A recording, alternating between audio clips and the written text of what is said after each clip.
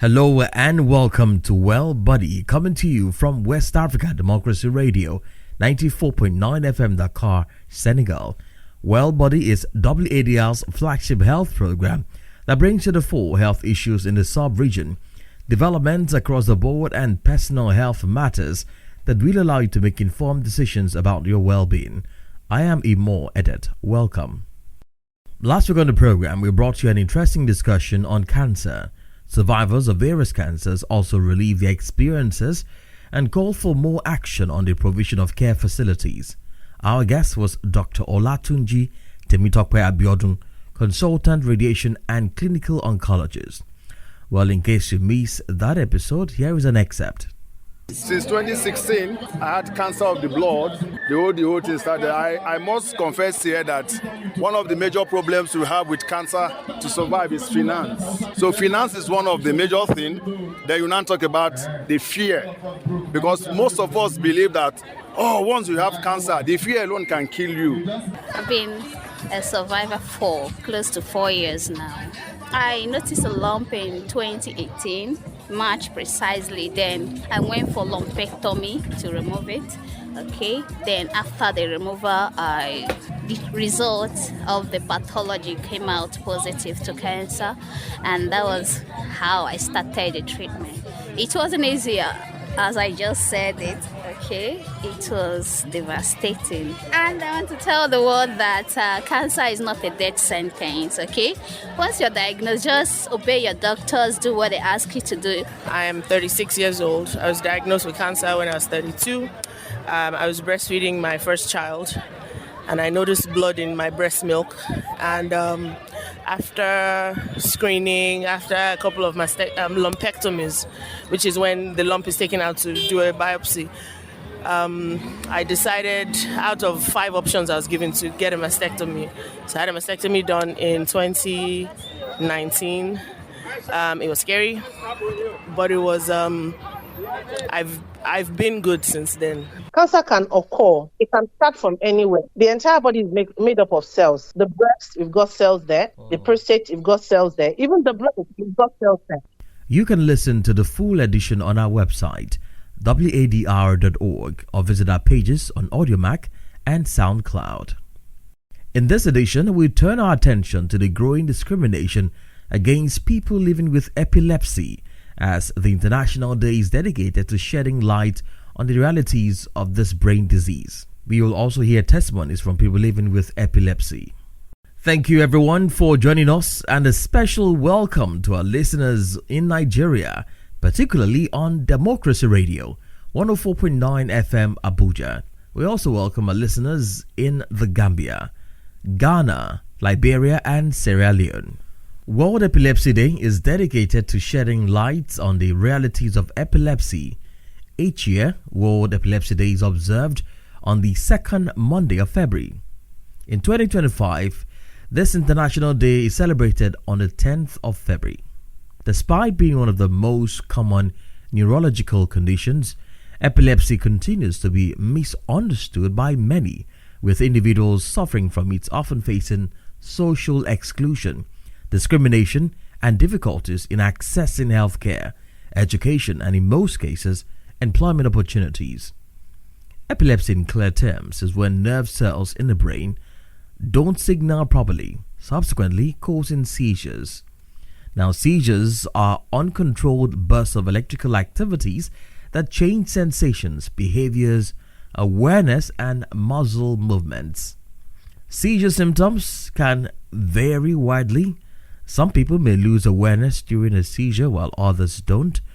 Some people stare blankly for a few seconds during a seizure. Others may repeatedly twitch their arms or legs, movements known as convulsions. Its prevalence in West Africa, according to a meta-analysis, was quoted to be 13 to 15 per 1,000 persons. But fear, misunderstanding, discrimination and social stigma have surrounded this disease for centuries, which is the case of 25-year-old Niye, a young Nigerian whose quality of life has been hugely impacted. Here is a report by Christopher Aticho. Epilepsy is a neurological condition, or rather a brain disorder, that often causes unprovoked and recurrent seizures. The most common neurological disease globally, and around 50 million patients worldwide. In Africa, epilepsy is often associated with several myths, superstitions, social and cultural stigma. Niye is a Nigerian living with epilepsy. She is spearheading advocacy online on the rare disease that she started living with in 2017 following a severe illness. Because I remember when I started experiencing my seizures and episodes, I actually searched online and searched everywhere to just find people that were like me, but there was nobody. And it affected my relationships, but not because of the partners, because to an extent I would say those I dated were extremely understanding. But they were understanding, but with Nigeria and how they perceive epilepsy, I wouldn't expect their family members to understand as well. Niye suffered depression as a result of the isolation that comes with the episodes of seizures, and even had to forfeit acquiring another degree. There has always been this stigmatization associated with it. I don't know why.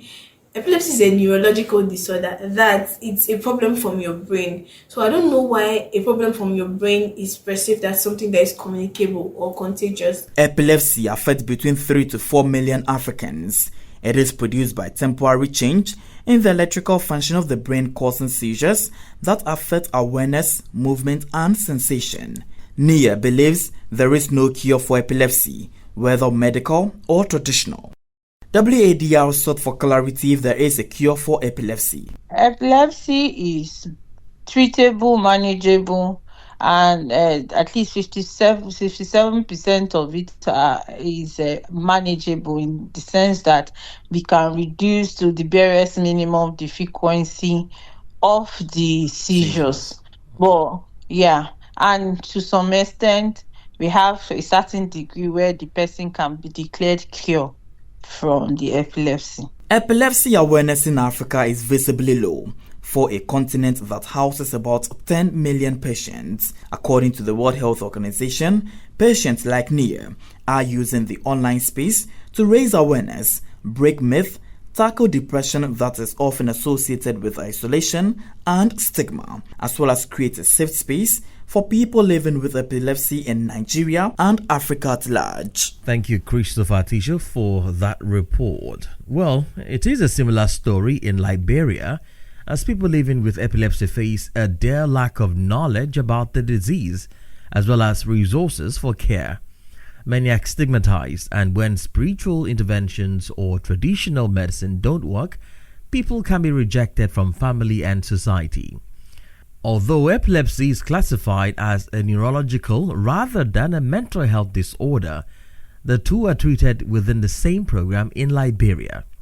Now take a listen to Mr. Henry Nango, whose son Amunchi is managing epilepsy. According to Mr. Nango, his son faced stigmatization while in school and was forced to drop out. Take a listen. When you see it happening to him, you will feel very, very bad. Because it will knock him down and he will be stiff. The hand alone, you can't able to hold it. And he will be chewing his tongue, blood coming out, knocking his head down like this. That alone, when I see it, I get confused. I don't know what to do. He was abandoned. He was being abandoned by the community. Nobody actually want to see him in their environment because of the problem that he was going through. But within the family, we talk to them, we make them understand that, look, this thing here is not communicable, so don't panic. This thing, it won't affect you. We talk to them, we understand. But for the outsider, they always have the belief, the notion that this thing is communicable. It's communicable no matter what happens. If the man drinks in a cup and they drink in that cup there, it might affect them. He said he saw something like a ball that rolling to him, like he shoot an arrow, and he saw it coming to him, directly coming to him. He wanted to dodge it, but it was too late, and it hit him. So he dropped there. Sometimes within a daytime, it would knock him down 4 or 5 times. And when it happened to him, he would be weak as anything, helpless. He would sleep all day, and that was how it started. So we started going from place to place for solution. We go this way, pay $200, go this way, pay $150, go this way, bring white bucket, bring this, bring that. Traditional idea. You don't give up. For me, sometimes it used to happen to me that I sit and think, what can we do now? Can we just give up? Can we forget about the man here to die? No. Come on, get up, let's go. She got to get up. We go find solution from place to place. You don't give up. You got to continue knocking the door, and that door will open one day.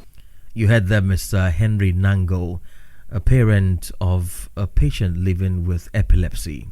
If you're just tuning in, the program is Welbodi, coming to you from West Africa Democracy Radio, 94.9 FM Dakar, Senegal.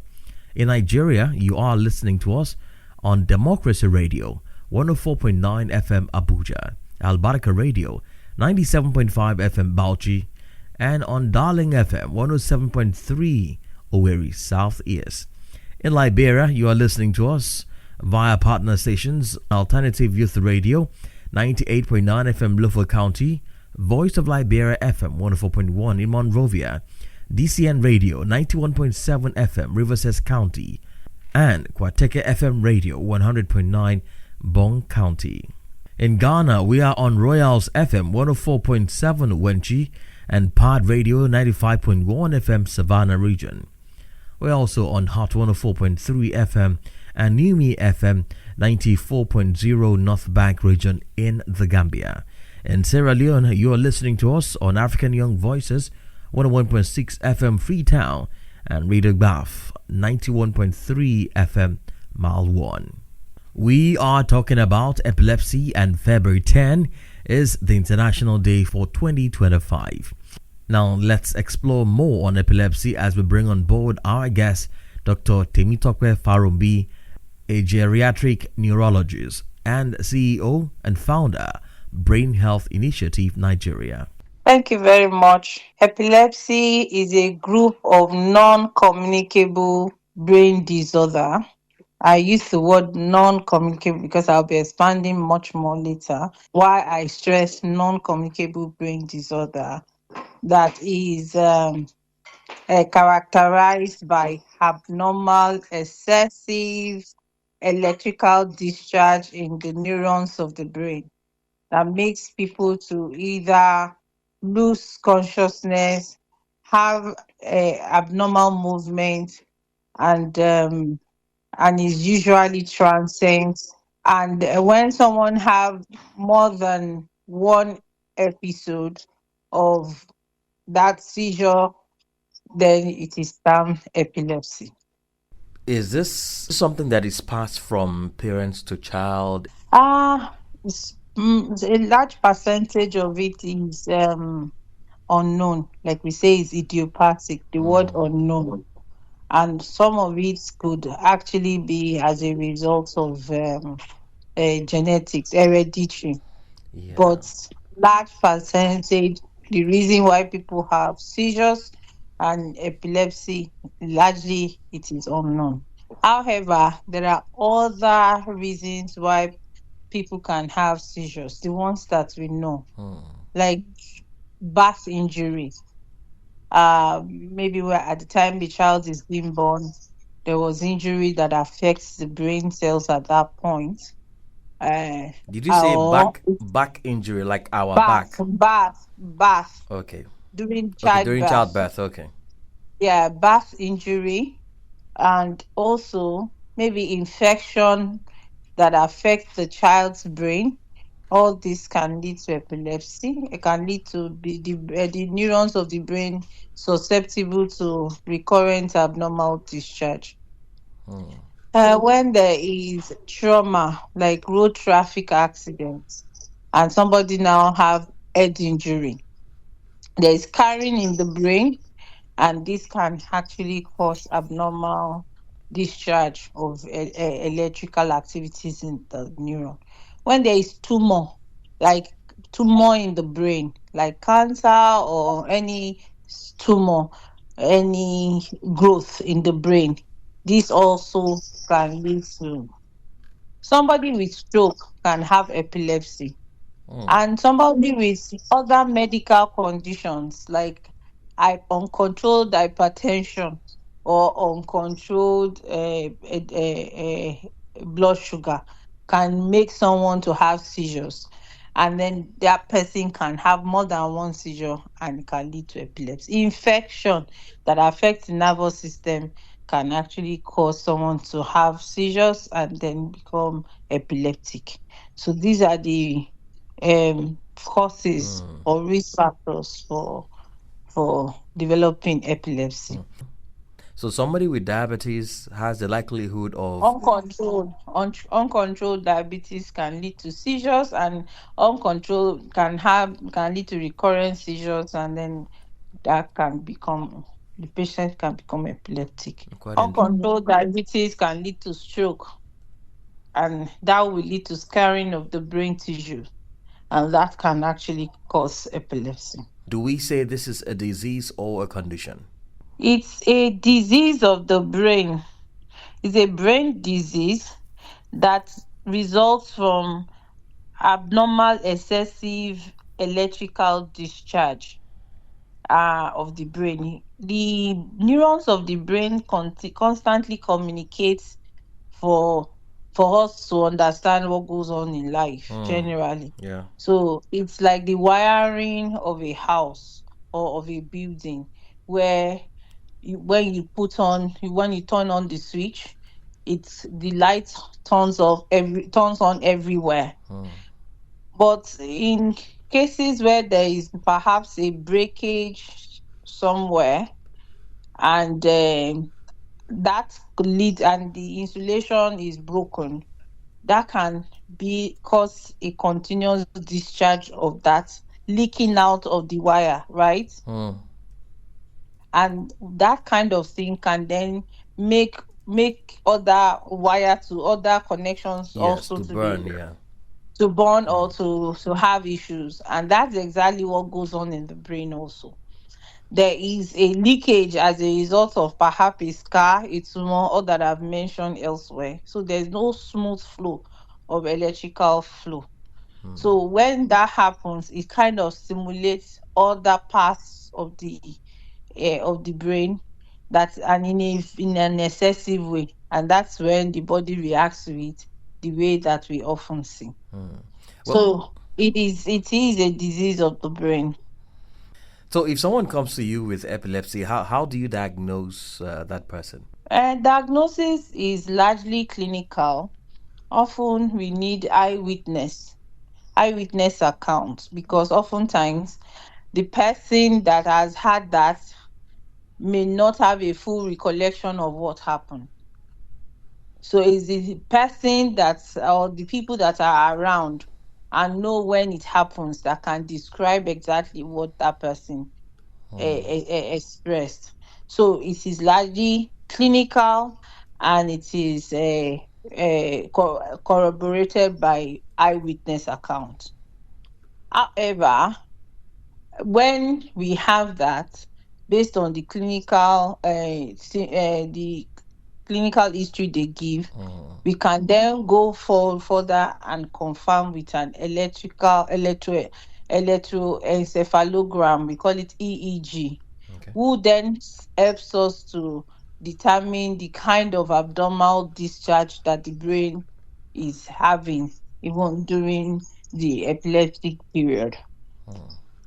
And other investigations also, like the brain scan, perhaps maybe as a result of tumor or from stroke or from brain injury. We need a brain scan to be able to say, okay, this is what is causing this epilepsy. Are they the different types of seizures? There are different types. Majorly, they are divided into two. There is focal seizure, that is, it's only limited to one part of the brain.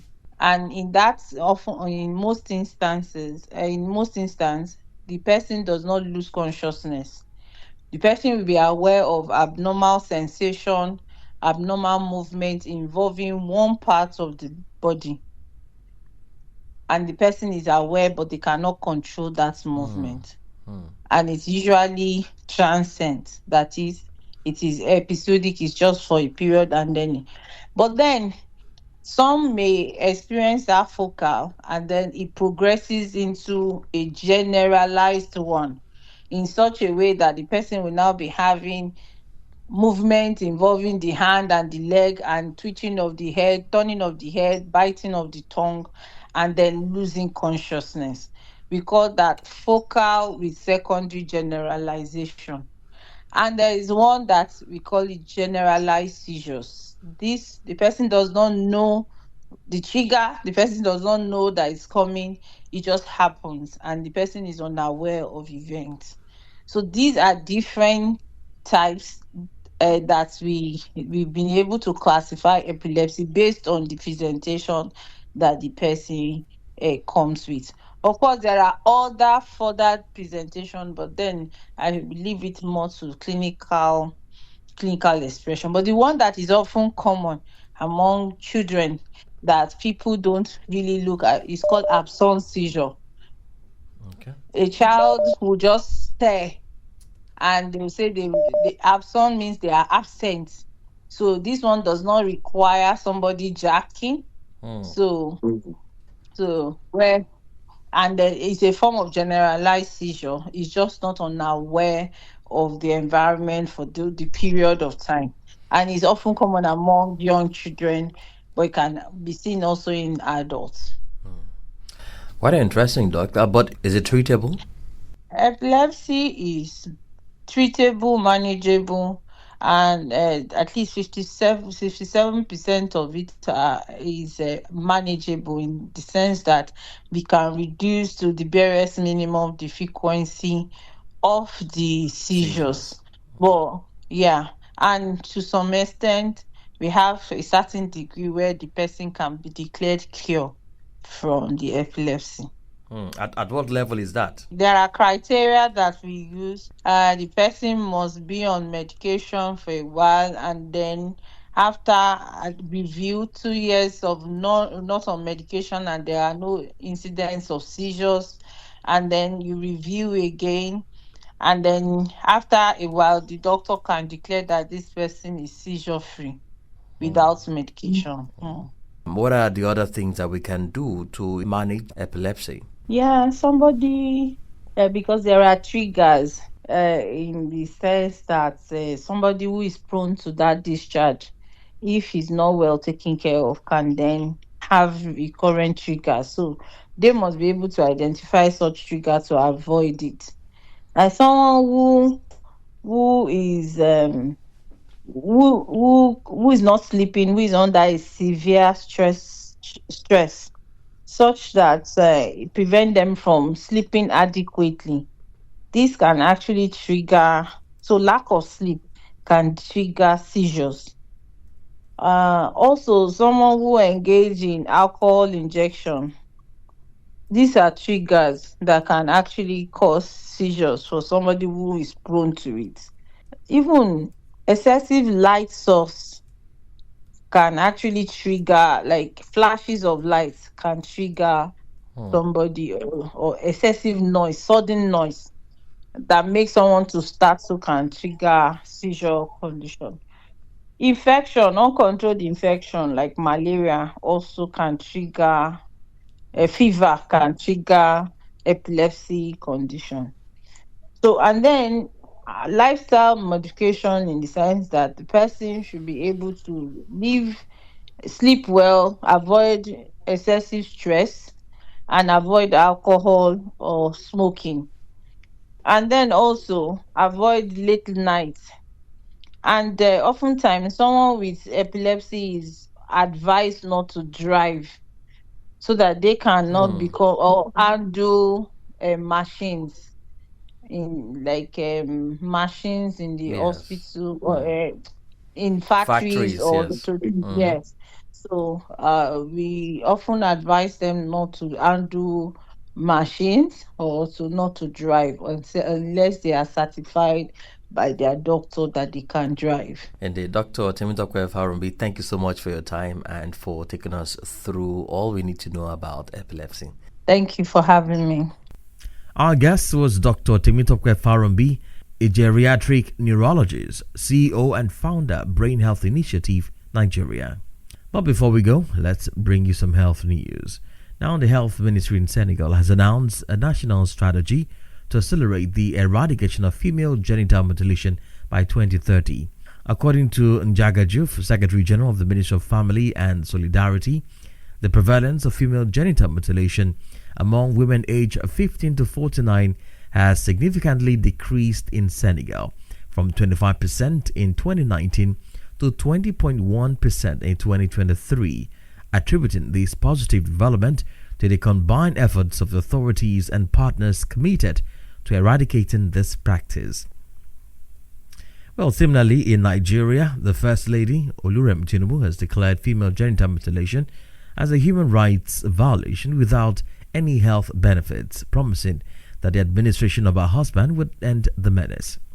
Mrs. Tinubu, however, disclosed that by international projection, about 34 million Nigerian women and girls stood at the risk of female genital mutilation by 2030. She said over 20 million women and girls had undergone FGM, while about 14 million girls were still at risk of also experiencing this practice by 2030, highlighting the urgent need for action. She added that Nigeria accounted for 19.9 million women and girls affected by FGM with a prevalence rate of 20% among women aged 15 to 49. And that's the much we can take on this episode of Welbodi. Thank you for listening, and many thanks to our resource persons as well as my colleagues for their contributions. We also thank our listeners in Ghana, Liberia, the Gambia, Sierra Leone, and in Nigeria. For your feedback on the program, please send us a WhatsApp message to +221 7818 45421 or send an email to wadr@wadr.org. Until next time, keep staying healthy. I am Imo Edit. Bye for now.